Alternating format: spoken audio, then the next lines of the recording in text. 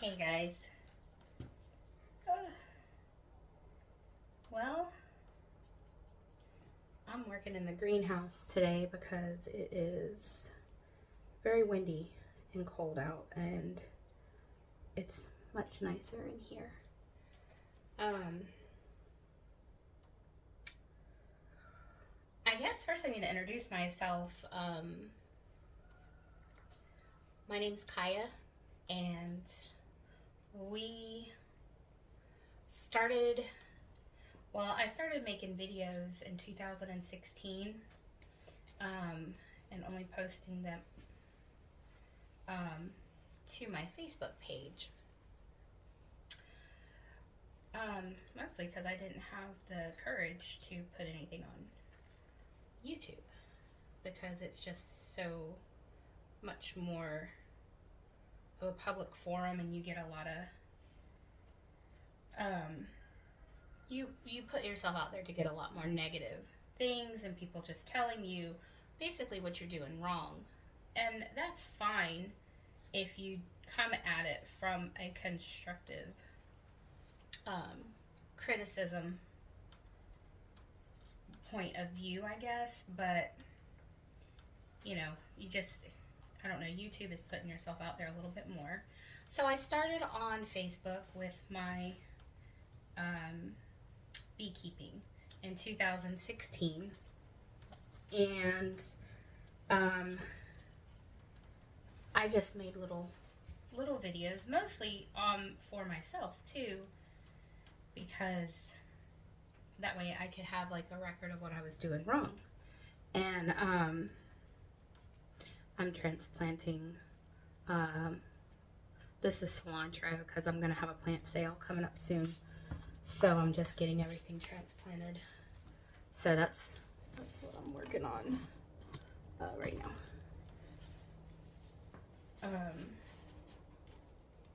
But anyway, what I was saying is I started on Facebook. That was where all of my videos were, just because I didn't have, I just didn't have the courage. So we've always gardened.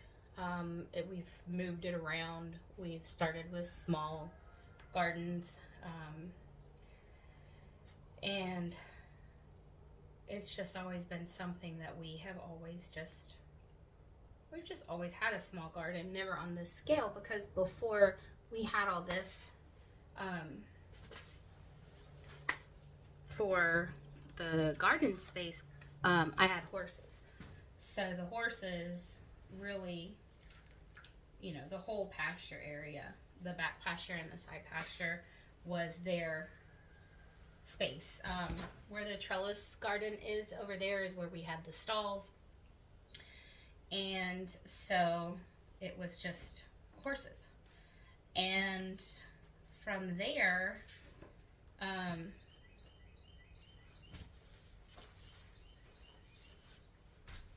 want to come in? Come on. You want to come inside?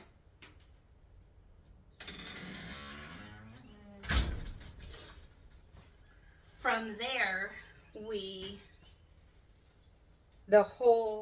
they just ended up just eating all the grass down, and we had weeds and dirt back there. So when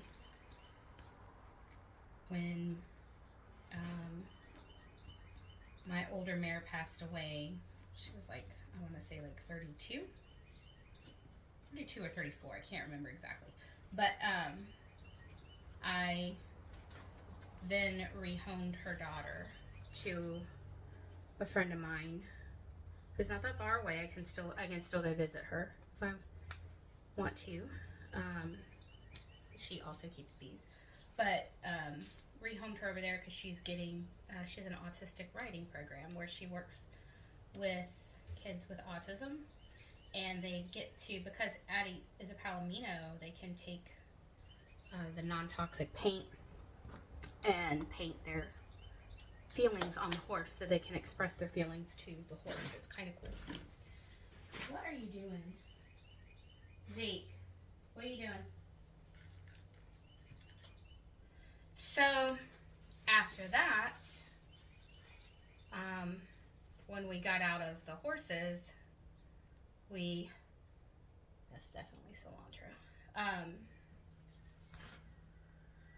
had all of this property, and we started looking at, I think I've said this on other videos too, but James Prigione's the food forest and Back to Eden method, and getting fruit trees and everything, which was our main goal with the area back there, is to have it just a huge food forest and fruit trees everywhere, which kind of got put on the back burner when we had the house fire. So, you want out? You want in, you want out, you want in, out. Like, seriously?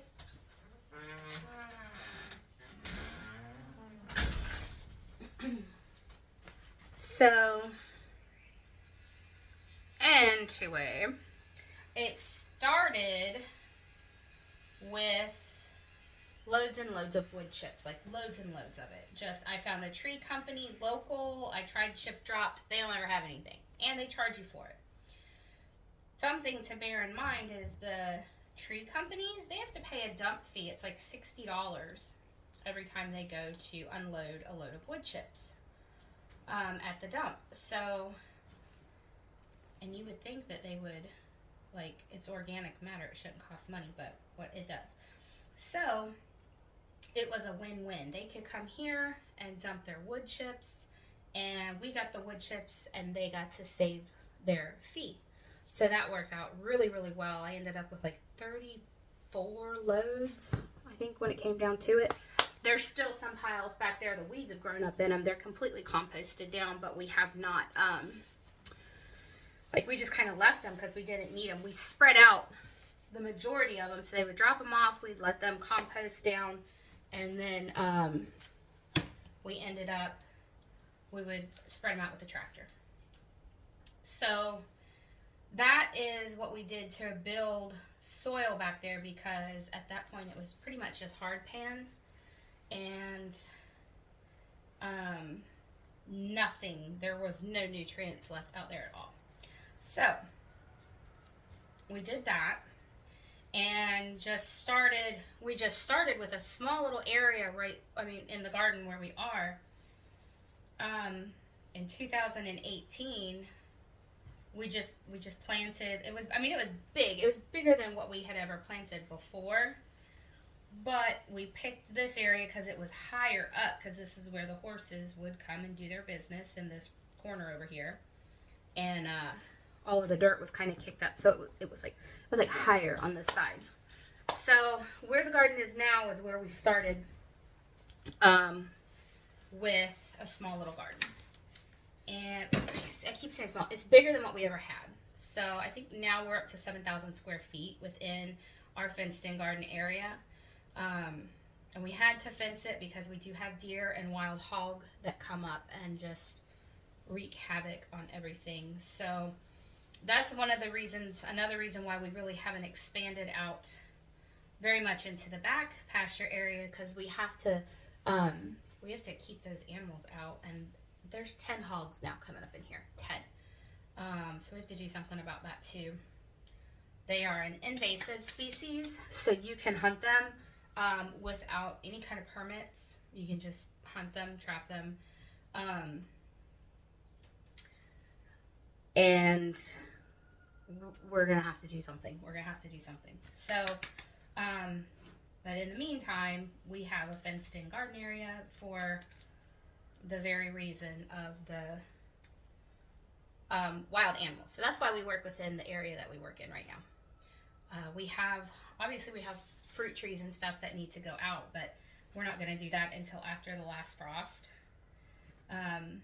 And also, another reason why we haven't planted anything really out there is because there's going to be heavy equipment coming in to finish doing the septic area in the drain field, and we just don't we don't want to risk losing the trees, and we don't want to be in their way. So that is another reason why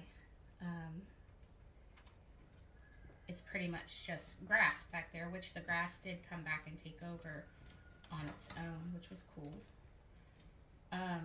But now we have pretty good nutrients out. We have nutritious soil out there, so it's the trees are taking hold a lot more.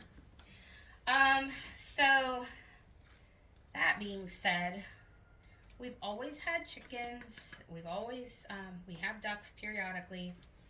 And we've had Elsa since my daughter was little. Elsa was sold to us as a micro mini pig, which Elsa, she's just a potbelly pig. She's not a micro mini, she's just a potbelly pig. A Vietnamese potbelly pig. And so she is really a pet. The other pig that wanders around here, Pinky the chicken pig, is a Yorkshire, and her two sisters have already gone to live in the freezer. So Pinky is the last one, and she is she's rather friendly. She's pretty friendly pig, but I don't know if she'll ever go live in our freezer, or if we'll end up rehoming her or what. I don't know yet. But right now she lives here. And her and Elsa are buddies. They get along fairly well. Elsa is the boss. She's the oldest. She is 9 years old now. She had her own house over here. And the Yorkshires had their own pen and house as well. And they just kept getting out, climbing. They climbed. They actually climbed over a fence. Like, they went up, not under. So they just kind of ended up being, I guess, free range. I don't have problems with aggression with them. I'm not afraid of them or anything. But Elsa is definitely the boss. Pinky and Barbecue decided that they liked being up by the azaleas and made kind of like a little berm up there, which is why we have kind of a makeshift little lean-to, because they just decided that that was where they were going to live. So we just threw it together, put a metal roof on it, and that way they can have they build their little nest with the dirt, and I will throw hay and shavings in there. But Elsa's really funny about us messing with her nest construction. She doesn't like it. One time I decided I was going to help her because she was going around collecting pine straw. And so I raked up a bunch of pine straw and I put it in there for her so that she, would have it, because she was only getting little mouthfuls. She scraped out with her foot every bit of pine straw that I put in there and was squealing the whole time, making all these noises, and was basically telling me off, like, how dare you put this in here, because I didn't do it the way she wanted to do it. I've lost pairs of jeans off the clothesline. I like to dry clothes outside in the spring when it's really nice and airy, so I'll put clothes out on the clothesline. And she confiscated, it was a expensive pair of jeans, it was a pair of Miss Me jeans, as she snatched those off of my clothesline and hauled them to her house and put those in there.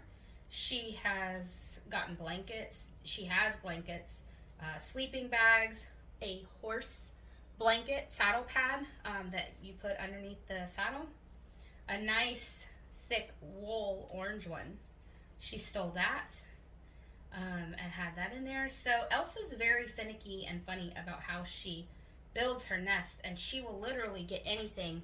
If you watched my short from the other day, Steve actually he caught that. He caught her hauling off with an empty bag from shavings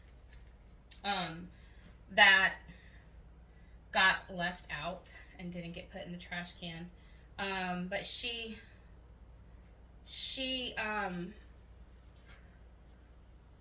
took that and hauled it over there, and that's what she was doing. She was shaking it all around, trying to rip it to pieces so she could spread it out. Even though they do have hay over there and shavings, she still, like, she tried to steal shade cloth, the green shade cloth to put in there. She tried ripping that to pieces to haul over there to make a nest out of. So she is really picky, to the point where you will never see Pinky doing anything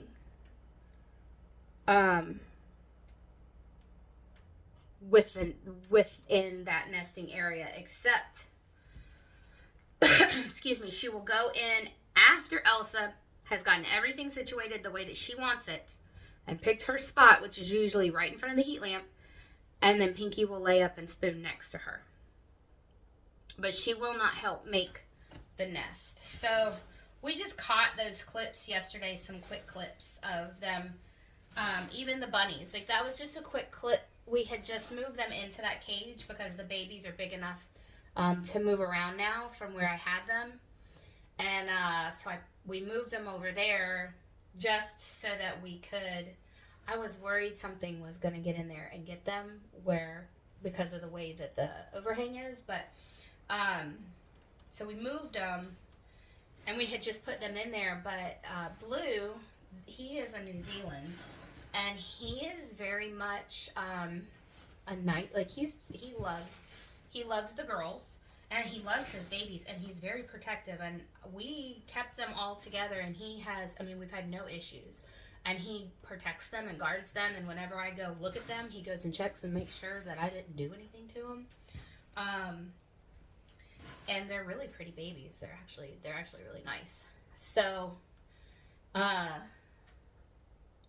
anyway, we just caught some clips of the critters making their little nests and kind of pulling up what was around that they got a hold of to make a nest of. So yeah, somebody made a comment about they need more hay. Well, yeah, they need more hay and bedding in there because it got cold. We knew that.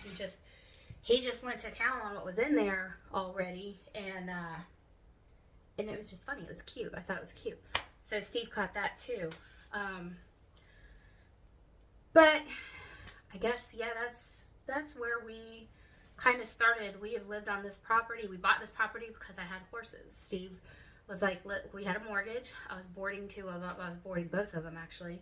And he was like, we need to find a piece of property where we can have your horses because we need to quit paying somebody else's mortgage. Because board is expensive.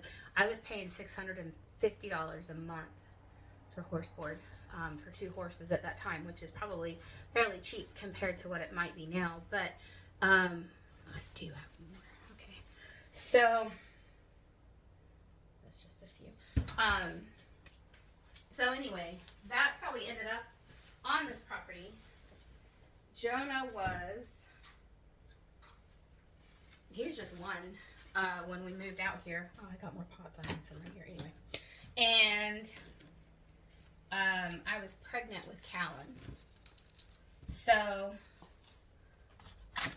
she's actually lived here her whole life, and so has Lucas. Yeah, and that's how we got here, and we like it. We like that the woods behind us are a preserve, or called conservation. So there won't ever be houses, hopefully ever, as long as we're here, built back there. We do like that the deer come up. We like the wildlife and everything, but we just have changed our focus and our direction for our property, and are just wanting to do more with it. And in that, I decided that, well, let's branch out to YouTube. Some of my old videos, like the whole building up of the back pasture and everything, is still on my Facebook page for the Bees and Blossoms. And I keep saying that I'm going to take all of that and put it into a video of like where we came from, like just to show you the growth and what we've done over all of these years to get where we are. I haven't done it yet. I started on it and then I quit because I just did. But anyway, I mean, that's how long we've been doing this. And I don't foresee us getting into like the large animals again, just because it is a lot of work, and I think we're past that area of our lives, although I wouldn't mind having like a miniature Highland cow or something like that, but I'm not in the market for that. So, but yeah, that's us. That's our farm, our little miniature farm homestead. We've been doing this, I mean, like I said, we've always had a garden. I used to have a 4-H club because I wanted my kids to know that food doesn't come from a grocery store, that there's actually, like, you're not just buying chicken nuggets, you are buying an animal that gave its life for you to eat. And I wanted them to know that. I wanted them to know what it was like to raise an animal, to love it, and then also the meaning of that life going to sustain yours. So, yeah, we had 4-H club for a while. We used to we showed in fairs. We did a lot of county fairs. We've done rabbit shows. We used to have Holland Locks. That's what we did before I decided I wanted to do rabbits for meat. We did Hollands. And I just wanted the kids. I really just wanted the kids to know, like, where our food comes from. And that there's more to it than just picking up in the grocery store. Like, it takes effort, it takes time, it takes money to raise an animal or plant a garden to get it to where you can use it for food. So anyway, I just thought I'd pop on really quick just to kind of give you guys, like, to introduce myself and just kind of give you just a little backstory of our farm. So keep hanging out with us. Hopefully we get to keep growing, and we'll have a lot more to share. And you don't have to have a lot of money to grow your own food. You definitely have a lot of opportunity to do it, even if you don't have a lot of money. So thanks for hanging out with me. I'm going to finish transplanting my seedlings, and yeah, I'll see you guys on the next video.